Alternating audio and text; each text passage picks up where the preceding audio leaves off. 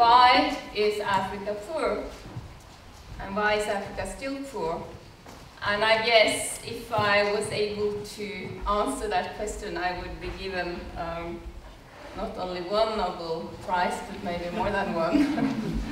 But I think that's very important that somebody asks the big and hairy questions. And it's indeed, I'm very pleased that I was allowed and asked to be here today and to try to address that question.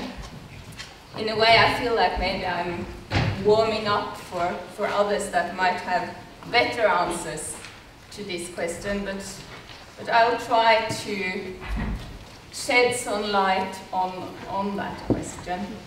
And since I'm a professor in development studies, I will address that question from a very interdisciplinary angle, cross-disciplinary angle, trying to look at what kind of theories and what kind of explanations have we on the table? What have we heard? What's in the literature? What's the perceptions on this? Why is Africa still poor? And then, of course, from a historical point of view, there are very many theories and explanations from slavery, from of course, being colonies, what that meant for the continent, the colonial heritage, also cultural, many explanations or many theories on how the culture in Africa impacts on what we so-called development, whatever development is, or whatever it is to reduce poverty. When it comes to nepotism, corruption, the extended family approach, many others. And then, of course, you have a lot of theories in development economics, the whole kind of marginalization, center, periphery, the trade, lack of market access, how different development theories in economics have impacted on why Africa is still poor. And then you have the political schools giving different theories that you can find the explanation in both internal political shortcomings and as well what the global community have kind of forced Africa or advised Africa to do when it comes, for example, to structural adjustment programs, the impact of that. So both policy failures from within and from outside. And then you have the issue of conflicts, violent conflicts. Many countries in Africa have and are still facing different kinds of conflicts, which of course is devastating for poverty within a country.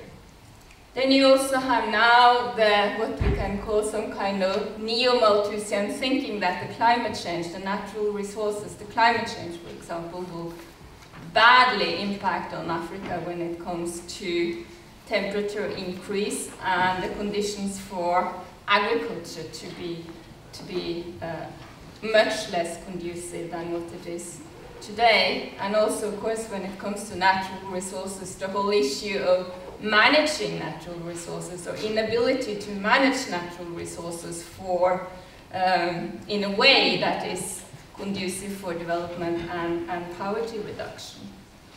And then another explanation is the population increase.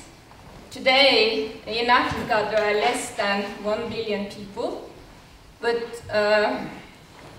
in 2050 there will be another billion. So in Africa there will be about 2 billion people in 2050, which is of course a huge population increase if you compare with the rest of the world. We are 7 billion people today. We will probably be around 9 billion people in 2050, and there will be 1 additional billion in Africa and 1 additional billion in Asia.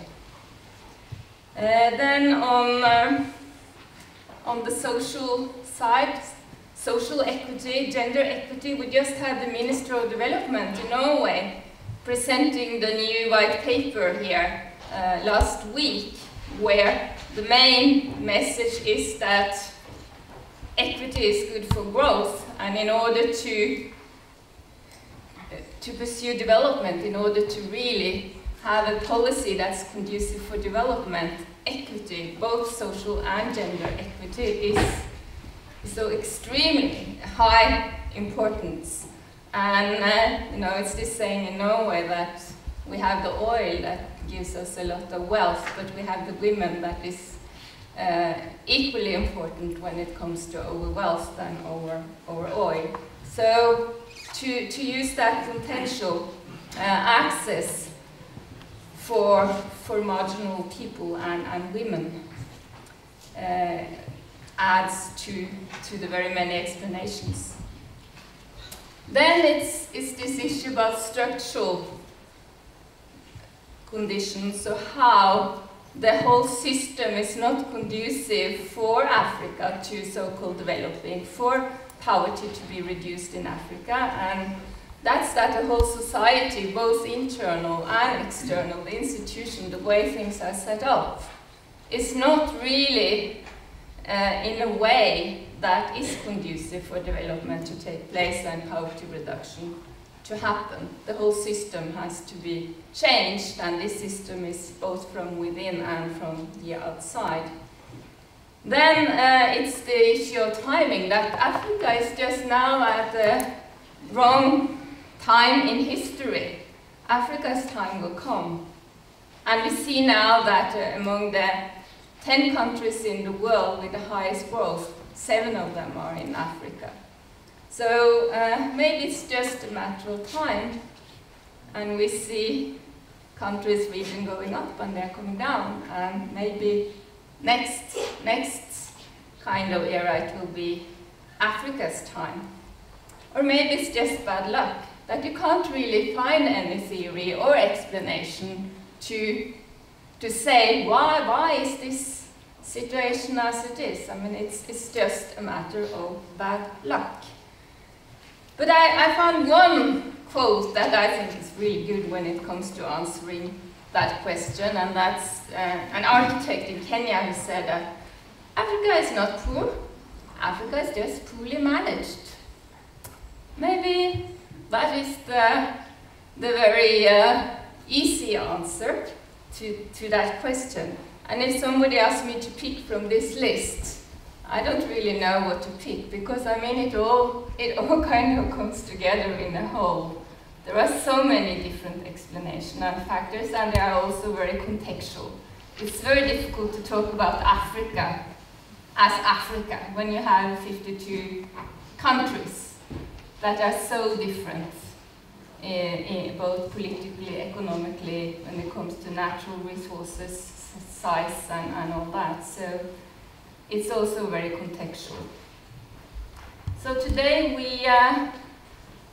we are monitoring poverty in relation to the Millennium Development Goals. We have very many different monitoring systems. The main is in UN, and it's UNDP, and we have the global monitoring reports from UNDP, monitoring the 8 Millennium Development Goals. Right now we are discussing what will be the next generation of Millennium Development Goals. We don't know how the new ones will be formulated, but we have all these statistics now, and of course we should also always question the quality of the statistics, but they give us an indication and a trend, and it's really important in order to formulate policy to know what the situation is. So if we look at Africa now, poverty in fact is going down.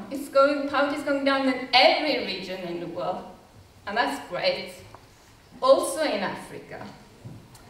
And we have already, at global level, met the Millennium Development Goal. We have reduced poverty by half.